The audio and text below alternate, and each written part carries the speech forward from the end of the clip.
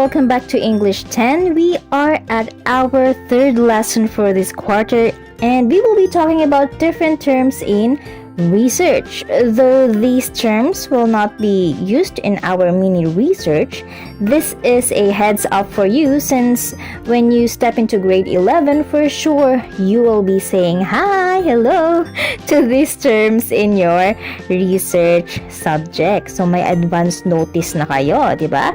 Alright, so let's go and proceed. So first we have here your variables. When we say variables, these are factors that vary in quantity or quality. So we have here the two types, the independent and the dependent variable. So what are the differences between the two? So let's have an example here. So under the independent, we have here the total hours of sleep, and in the dependent, exam score. Now, when we say independent, it is a variable that stands alone and isn't changed by the other variables that you are trying to measure. So, for example, most of the respondents slept for around 4 hours. Okay, so what is their total exam score? Is it lower or higher? What if the respondents slept more than 6 hours? So what is the usual score, or what's their average score? Is it high score or low score? So their exam score will be dependent on this variable, their total hours of sleep. So there's going to be a study that is there really a relationship between someone's sleeping hours and their exam scores. Okay, so that's how you differentiate independent and dependent. Always remember that this dependent changes because of what happened in the independent variable. Now, let's take a look at another example. So we have here the research title, Effects of Remedial Reading Program on the Academic Performance of Grade 10 Students. So here in this title, we can already see what is the independent and what is the dependent variable. So here, what is the effects of the remedial reading program on the academic performance?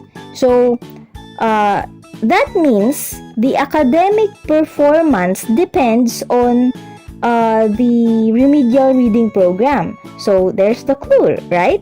So that means our independent variable is remedial reading program. So when the school implemented a remedial reading program, what are the effects? Okay, tumaas ba yung grades? Or bumaba ba yung grades sa English, for example? So that means our dependent variable is the academic performance of grade 10 students. Okay, so I hope the difference between the independent and the dependent variable are clear to you. Okay, let's go to the next one. Oh, I've already mentioned this word before. Okay, so we have here the respondents. They are the individuals from whom researchers gather useful data. So for example, when you have your research, you will be gathering data, right? So who are those individuals, or who are those people that you will be getting your data from? Okay, so they are what you call your respondents. Next, we have here sampling. Okay, so when we say sampling, this is the process used to select a group of respondents from a larger population. For example, your respondents are high school students in Aklan, but there's a lot of them, and that's what you call your population. There's a lot of them. So how are you do not have syempre, it's impractical, right? That you're going to have every single high school student in Aklan participate in your research? It's going to be really expensive. It's going to be really time consuming, right? So you have to select a group of people or your respondents, and that's what you call your sample. Now, how are you going to select them? Is it just eeny, meeny, miny, mo, or oh, you, I know you, so you will be my respondent? Is it going to be like that? So we have different ways in getting your sample. That's what you call your sampling. It's the process. Okay, so we have here the probability sampling, and the second one is your non-probability sampling. So again, let's have these two. So probability sampling, we have here simple random sampling, systematic sampling, stratified sampling, and cluster sampling. So we will be discussing these types of probability sampling one by one. Let's go to the first one, which is your simple random sampling. Now, when we say simple random sampling, it's best known as drawing straws or drawing lots. So, diba, we are very familiar with the term draw lots, okay? So, it's drawing lots. And as you can see in the picture here, names will be put in pieces of paper. Much better if same color para there's no bias or walang palatandaan whatsoever. And then you're going to just randomly, right, from the word simple random, randomly pick pieces of paper at kung sino-sino yon, they will be your respondents. For example, you need 50 respondents. So you're going to pick 50 pieces of paper. So that's what you call simple random sampling. Let's go to the next one. Oh, systematic sampling. So systematic, right? That means there's a system. Hindi lang siya random. Okay, so we have here counting off by the nth name, or for example, counting off by threes. So when we say counting off by threes, yan yung napili mo. So, you're going to count 1, 2, 3. Oh, okay. Si Melchora Aquino, isa na siya sa, she will be one of our respondents. Okay, you're going to count again. 1, 2, 3. Oh, Bogart the Explorer will be my respondent. So, by 3s, 3, 6, and then 7, 8, 9. Or 1, 2, 3 again. So, number 9 name will be your respondent. So, you're going to count off by, so what if you want to count off by twos? Okay, so 2, 1, 2. Oh, J. Rizal. J. Rizal will be my respondent. 1, 2. John Cruz will be my respondent. 1, 2. Bogart the Explorer will be my respondent. 7, 1, 2. So number 8 will be your respondent as well. So you're going to count lang naman. Okay, so what if your respondent is 4, diba? So 1, 2, 3, 4. John Cruz. Next, 5, 6, 7, 8. Na 1, 2, 3, 4 again. So si number 8 automatic. So si number 8 na naman is going to be part of your respondent. Okay, so remember, if it is systematic sampling, you're just going to be counting by the whatever number you want it to be. All right, let's go to the next one. We have here stratified random sampling. Now, this is a method of sampling that involves dividing a population into smaller groups called strata. Okay, that's where we got here the word stratified. The groups or strata are organized based on the shared characteristics or attributes of members in the group. Now, for example, you want to have a research concerning the grade 12 students of Aklan Valley High School. Now, the grade 12 students are grouped according to their strands, right? We have the STEM, we have HUMS, and ABM. Okay, so for example, Team 1 is your HUMS, Team 2 is your ABM, and then Team 3 is your STEM. So, 3 groups, right? So, if you're going to make a research, you want each group to have a representative. Now, there's going to be a formula for that, but of course, I'm not going to discuss that to you. That will be discussed in the next grade level. So, After after solving, then you will have your representative age group or age strand, and that's going to be your respondents. All right, now let's go to the next one. Cluster sampling. As you can see, there's a lot of people here. In cluster sampling, researchers divide a population into smaller groups, also known as clusters. Now, what's the difference between stratified and cluster? Cluster has a very big population. Like, for example, you want your the population is the whole country, like the Philippines. All right, so you're going to it's not going to be practical if you're going to have a million people responding to you. Can you imagine that? Okay, so you're going to divide them according to clusters. That's why you have cluster sampling. Like, for example, we have region 1, region 2, region 3, 4, 5, 6, and so on. Now, for example, we have region 6, right? So that's composed of Aklan, Capiz, Iloilo, and so on. So it does not mean also that you're going to get a respondent from Aklan, Antique, but you can have your representative from that region only. It doesn't matter if it's from Iloilo only, as long as it represents that specific region. Now, it depends actually, kasi there's different types also of cluster sampling.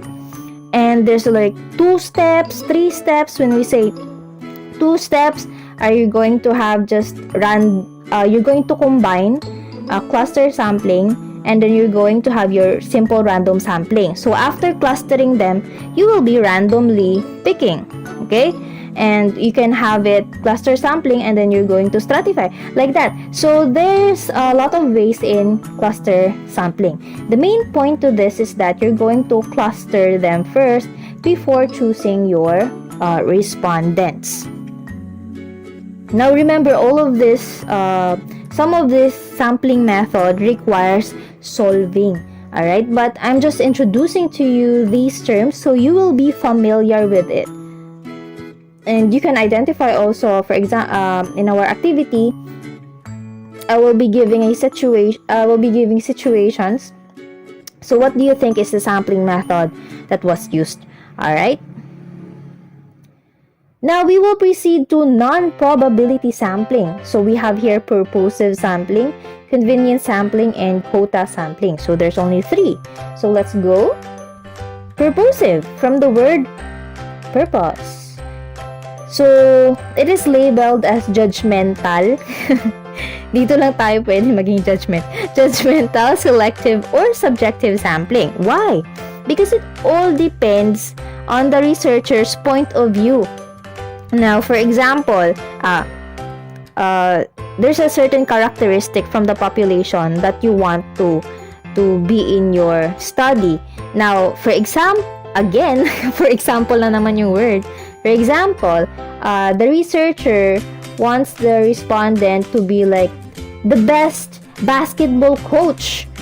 Okay? So, he will be selecting those who are the best basketball coach depending upon how he or she judged them. Right? So, siya na yung bahala mag-decide kung sino yung the best. Okay, so that's why it's called judgmental. Okay, so it's based on a specific characteristic, and the researcher will be the one who will judge if that person qualifies in that certain characteristic. Okay, so let's go to the next one. Convenience, from the word, napaka-convenient. Okay, it's very easy. Convenience sampling. So this is a type of non-probability sampling in which people are sampled simply because they are convenient sources of data. Now, for example, you want your respondents to be the students of Aklan Valley High School. So while you're walking down the school hallway, may hallway. While you're walking down the pathway, tapos you encountered this grade 7 students. Pwede mo na silang, you can give them your research tool.